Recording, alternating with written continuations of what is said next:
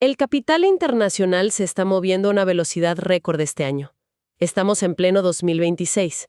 Y si observamos los mapas de calor financiero, hay una migración masiva de fondos buscando refugio. Trillones de dólares, euros y yenes en tránsito, claro. Exactamente. La gran pregunta que domina las mesas de dinero hoy es ¿hacia dónde fluyen exactamente esos miles de millones cuando los mercados tradicionales, aquellos que solíamos considerar inquebrantables, comienzan a temblar? Y es una pregunta de billones de dólares, literalmente. Sí. Y para responder a esto, hoy tenemos sobre la mesa una pila de información muy reveladora. Estamos hablando de reportes estratégicos de riesgo y arbitraje inmobiliario, datos operativos muy precisos de desarrolladoras de grado institucional, específicamente Noriega Group, y bueno, análisis de tendencias macroeconómicas globales. Material pesado, digamos. Muy pesado. Y hay que dejar algo claro desde ya, para quienes nos escuchan. El objetivo de este análisis a fondo no es vender postales de playas caribeñas, ni hablar de destinos de retiro. Vamos a destripar con absoluta precisión técnica y financiera por qué Punta Cana se ha convertido en la decisión de asignación de capital más astuta de este 2026. Exacto. Y para lograr ese nivel de profundidad, vamos a evaluar esta situación exactamente como lo haría un comité de inversiones institucional. O sea, dejamos el folleto turístico en la basura. Totalmente. Lo que nos interesa desglosar hoy son los rendimientos reales, la compresión de los cap rates, el contexto geopolítico que está empujando este capital y las estructuras de mitigación de riesgo. Cuando el capital de este calibre toma posiciones, no lo hace por el clima tropical. Claro, lo hace por los números. Lo hace por la arquitectura financiera y legal que blinda ese capital. Así que vamos a analizar los fundamentos puros y duros que están reconfigurando el mapa de inversiones en nuestro hemisferio. Bien. Vamos a desempacar esto comenzando por la imagen macro, ¿te parece? El tablero geopolítico actual. La volatilidad que estamos viendo en el Medio Oriente ya no es solo un titular de noticias de las 8 de la noche, o sea, es un factor económico altamente disruptivo. Altamente. Y sistémico además. ¡Exacto! Los precios fluctuantes de la energía y la inestabilidad en las rutas comerciales internacionales están generando un nivel de ansiedad palpable en los mercados. Y esto está asustando, literal y financieramente, al capital asiático y europeo. Quienes manejan grandes patrimonios están buscando desesperadamente dónde estacionar su liquidez antes de que... Antes de que la inflación o un shock de oferta erosionen sus portafolios de la noche a la mañana. Exactamente. Es que estamos viendo un flight to safety de manual, la huida hacia la seguridad. En momentos de caos global sostenido, los inversionistas sofisticados pausan la búsqueda de altos rendimientos especulativos en mercados emergentes de alto riesgo y rotan hacia la preservación de valor. Buscan activos tangibles. Ladrillo, cemento, tierra. Ladrillo, cemento y tierra, sí. Pero no en cualquier jurisdicción. Buscan zonas de paz neutral. Y ahí es donde la República Dominicana ha ejecutado una estrategia diplomática y económica brillante, por así decirlo. Se ha posicionado, a los ojos del capital institucional, como la Suiza del Caribe. Una analogía muy precisa hoy en día. Es que es un refugio seguro, predecible e intocable en medio de un mapa global lleno de fricciones y, bueno, bloques comerciales enfrentados. Es como el viejo chiste en las bancas de inversión. Si no hay estabilidad política y neutralidad comprobada, el comité ni siquiera se molesta en abrir el archivo de Excel. Tal cual, ni lo miran. El riesgo soberano es el primer filtro.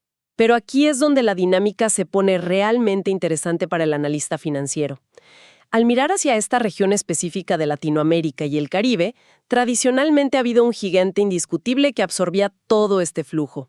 Históricamente, la Riviera Maya en México ha sido el imán por excelencia para este tipo de capital internacional. Era el elefante en la habitación. El jugador dominante indiscutible durante décadas. Sin embargo, los flujos de caja de este 2026 muestran un cambio de marea sumamente agresivo alejándose de ahí. Sí, y es un arbitraje regional fascinante. A ver, el capital no tiene lealtades. El capital tiene métricas. Los fondos están haciendo benchmarking constante. Y hay 3 factores estructurales que están desviando esa enorme manguera de liquidez que antes apuntaba a México, redirigiéndola directamente hacia la República Dominicana. Desglosemos esos factores. El primero es puramente un ciclo económico. La saturación del mercado en la Riviera Maya. Cuando un mercado alcanza ese nivel de hiperdensidad, los costos de entrada se disparan y los márgenes de rentabilidad se comprimen severamente para el inversionista que entra hoy. El segundo factor son los retos persistentes en la seguridad ciudadana en ciertas zonas de México. Lo cual inevitablemente incrementa las primas de riesgo operativo para cualquier fondo institucional. Exacto. Las aseguradoras no perdonan eso. Y el tercer factor que me parece crítico cuando hablamos de mover cientos de millones de dólares son los cambios regulatorios. La incertidumbre que se ha generado en torno a la tenencia de la tierra y las regulaciones ambientales tras el desarrollo de infraestructuras masivas como el Tren Maya. Es que el capital institucional detesta la incertidumbre regulatoria más que a los impuestos altos. Puedes modelar un impuesto, no puedes modelar que te cambien la ley de propiedad a mitad de camino. Totalmente de acuerdo. Y en contraste, cuando ese mismo capital cruza el mar hacia la República Dominicana, se encuentra con un ecosistema legal diseñado a su medida. El país ofrece una seguridad jurídica muy superior en este momento específico y una protección al derecho de propiedad del extranjero que es sumamente robusta. Claro. Esto es arbitraje inmobiliario en su forma más pura. O sea, el inversionista está comprando un perfil de riesgo significativamente menor, pero con una proyección de crecimiento y apreciación de capital mucho mayor. Y para entender ese crecimiento proyectado, tenemos que mirar la sala de máquinas de Punta Cana, porque el dinero inteligente no fluye hacia una isla desconectada, fluye hacia la hiperconectividad logística. Punta Cana hace mucho tiempo que dejó de ser un simple mercado emergente impulsado por el modelo de todo incluido. Sí, la visión de la pulserita de plástico ya quedó muy atrás. Exacto. Hoy, estructuralmente, es un nodo logístico y financiero de altísima eficiencia. Estamos viendo un crecimiento anual sostenido que oscila entre el 8 y el 12%. Y fíjate, en el entorno macroeconómico actual, lleno de recesiones técnicas en Europa, mantener un crecimiento sostenido de 2 dígitos es una rareza absoluta. Es un oasis de crecimiento, literalmente. Y ese crecimiento está respaldado por la infraestructura física, no por promesas políticas. El Aeropuerto Internacional de Punta Cana es un activo estratégico brutal. De gestión privada, además. Altamente eficiente. Recibe vuelos directos de más de 60 ciudades a nivel global. Y para el capital norteamericano y los family offices europeos, el factor tiempo es crítico. Punta Cana está a menos de 3 horas de vuelo de centros de decisión como Miami y Nueva York. Un salto corto. Exacto. Esa cercanía geográfica a los Estados Unidos actúa como una póliza de seguro implícita ante cualquier disrupción global severa. Pero a ver, quiero hacer de abogado del diablo un segundo. Tienen una hiperconectividad fantástica y reciben más de 8 millones de visitantes al año, manteniendo una ocupación hotelera que roza un asombroso 85%. Esos números de volumen son masivos, de acuerdo. Pero la historia financiera nos ha enseñado que el alto volumen de tráfico peatonal no siempre se traduce en altos márgenes de ganancia. Ajá, el riesgo de la mercantilización del destino. Exacto. Entonces, ¿realmente están monetizando ese volumen? ¿O es solo turismo de masas que gasta lo mínimo indispensable y congestiona la infraestructura? Mira, esa es la pregunta clave que define la viabilidad a largo plazo. Y la respuesta está en la transición demográfica del visitante. La data de los reportes muestra un pivote estructural muy claro. Están alejándose del modelo de turismo masivo de bajo costo y capturando aceleradamente el segmento de turismo de lujo y los nómadas corporativos de alto poder adquisitivo. Lo cual cambia toda la economía local. Claro, porque esto significa un gasto promedio por visitante exponencialmente mayor. Y para el sector inmobiliario, esto detona una plusvalía, una apreciación del capital sumamente acelerada para desarrollos de baja densidad y diseño de autor. No están construyendo más cuartos de hotel baratos, están construyendo activos de alto rendimiento. Entonces, si ya tenemos la estabilidad geopolítica de la que hablábamos, el arbitraje regional frente a México y la hiperconectividad logística, ¿qué significa todo esto para el capital real, para el escudo fiscal del inversionista? Porque al final del día, no importa cuánto generes en bruto si el Estado se queda con la mitad de tu rentabilidad. Ahí es donde la matemática se vuelve irresistible. Y aquí entra una pieza de relojería financiera que cambia las reglas del juego. El foso defensivo fiscal. Estamos hablando específicamente de la ley de Confotura en República Dominicana. Y no hay que verla como un simple descuento turístico de folleto. Esto es un subsidio estatal directo a la rentabilidad del inversionista. Es un acelerador de riqueza en toda regla. Pensemos en el escenario global de este 2026. Las jurisdicciones en todo el mundo, desde Europa hasta Norteamérica, están incrementando agresivamente sus tasas impositivas para tapar agujeros fiscales pospandemia o financiar presupuestos de defensa.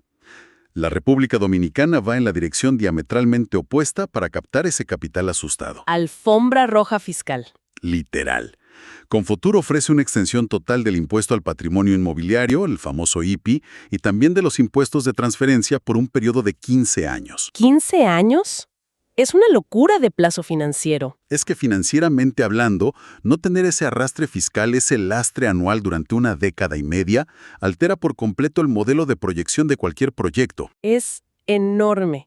Si un fondo europeo trae euros, los convierte y no paga impuestos a la propiedad por 15 años, el interés compuesto sobre ese ahorro fiscal es masivo a lo largo del tiempo. Y hablando de conversiones, hay otro escudo que no podemos pasar por alto en nuestro análisis: el escudo monetario, Punta Cana opera bajo una dolarización de facto. clave para el capital extranjero. Absolutamente. Toda la cadena de valor inmobiliaria, las transacciones, los contratos, todo se fija y se liquida en dólares estadounidenses. Para el portafolio internacional, esto crea una barrera perfecta contra la volatilidad y la devaluación de las monedas locales de sus países de origen. Entras en moneda dura, te mantienes en moneda dura y liquidas en moneda dura. Riesgo cambiario mitigado casi a cero. Y para que ese capital en dólares fluya con confianza, el ecosistema de ejecución tiene que estar a la altura de Wall Street o la City de Londres. Un mercado maduro exige herramientas financieras maduras. En Punta Cana, el capital institucional se siente cómodo porque operan intensivamente con Trust Frameworks, es decir, esquemas de fideicomiso, y Performance Bonds, que son fianzas de cumplimiento. Cuentas claras. Exacto. Esto asegura que el capital del inversionista esté completamente aislado del balance general del constructor o desarrollador. Garantiza auditoría y transparencia en cada hito del desarrollo. Es cumplimiento institucional puro y duro. No le estás mandando un cheque en blanco a un contratista. Lo cual nos lleva a la ejecución. Porque la teoría macroeconómica es fascinante en el papel, pero las grandes ideas necesitan vehículos reales y operadores sobre el terreno para materializarse. El análisis de mercado nos pone un caso de estudio corporativo que encarna y ejecuta toda esta tesis macro. Noriega Group. El brazo ejecutor. Y lo interesante aquí es cómo los definen los reportes institucionales. No los ven como simples vendedores de apartamentos levantando bloques de cemento. Los catalogan como verdaderos gestores de patrimonio. Su función es canalizar este flujo de capital global y transformarlo en activos tangibles y estabilizados a largo plazo. Y la métrica que domina en el análisis de riesgo de cualquier desarrollador en Wall Street es el track record, el historial de ejecución en distintos ciclos económicos. Noriega Group presenta más de 35 años de experiencia. O sea, han navegado la crisis del 2008, la pandemia de 2020 y los ciclos de inflación recientes sin quebrar. Una prueba de estrés en la vida real. Pero el número que realmente cierra el debate para un comité de inversiones es su tasa de entrega, 100% de proyectos completados con éxito. Estamos hablando de más de 1,000 unidades ya entregadas al mercado y alrededor de 4,000 unidades en fase de desarrollo activo. Tienen una disciplina operativa que mitiga el riesgo de la inversión desde el día cero. Pero espera, pongamos la lupa analítica sobre ese último número un momento. 4,000 unidades en desarrollo simultáneo. Cualquier analista de riesgo inmobiliario vería ese volumen y la primera alarma que sonaría en su cabeza es, el riesgo de sobreoferta. ¿No están corriendo el peligro de inundar su propio mercado y destruir los cap rates de sus inversionistas al construir a esa escala masiva? Es una excelente objeción, y es exactamente lo que un analista de fondo de cobertura preguntaría en el primer comité. Pero la respuesta técnica está en la diversificación estructural y en la creación de ecosistemas, no de islas o proyectos aislados. No están construyendo 4,000 apartamentos de lujo idénticos para el mismo comprador extranjero. Están segmentando meticulosamente la demanda. Entiendo. ¿Cubriendo distintos flancos? Exacto.